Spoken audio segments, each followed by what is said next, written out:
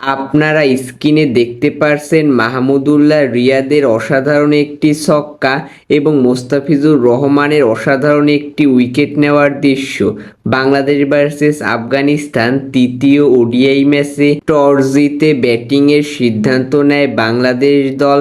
এই ম্যাচে বাংলাদেশ দলের ক্যাপ্টেন ছিল মেহেদী হাসান মিরাজ, যেখানে বাংলাদেশ দলের হয়ে ওপেনিংয়ে আসে তানজিদ হাসান তামিম এবং সৌম্য সরকার, যেখানে তানজিদ হাসান তামিম 29 বলে 19 রান করে, সৌম্য সরকার 23 বলে 24 রান করে। জাকির হাসান 7 বলে 4 রান করে প্যাভিলিয়নে ফিরে যায়। মেহেদী হাসান মিরাজ অসাধারণ একটি ইনিংস খেলে, যেখানে সে 119 বলে 66 রান করে। তাওহিদ হৃদয় 14 বলে 7 রান করে প্যাভিলিয়নে ফিরে যায়। জাকির আলী অনিক 2 বলে 1 রান করে। নাসুম আহমেদ 6 বলে 5 রান করে। মাহমুদুল্লাহ রিয়াদ 2 রানের জন্য তার সেঞ্চুরি মিস করে, যেখানে মাহমুদুল্লাহ রিয়াদ 98 বলে 98 রান করে এবং শরীফুল ইসলাম 2 বলে 2 রান করে অপরাজিত থাকে, যার কারণে বাংলাদেশ দলের সংগ্রহ দাঁড়ায় 244 রান 8 উইকেট হারিয়ে।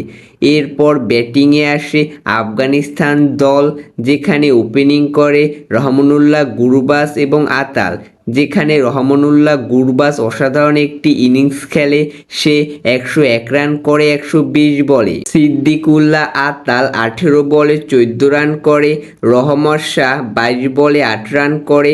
হাসমাতুল্লাহ শাহিদি, যে আফগানিস্তানের ক্যাপ্টেন, সে 21 বলে 6 রান করে। গুলবাদিন নাইব 5 বলে 1 রান করে এবং আজমাতুল্লাহ ওমরজাই ও মোহাম্মদ নবী এই 2 জন মিলেই আফগানিস্তানকে জয়ের বন্দরে নিয়ে যায়, যেখানে আজমাতুল্লাহ ওমরজাই 77 বলে 70 রান করে এবং মোহাম্মদ নবী 27 বলে 34 রান করে, যার কারণে আফগানিস্তান 5 উইকেটে ম্যাচটি জয়লাভ করে এবং ট্রফিটি নিজেদের করে নেয়।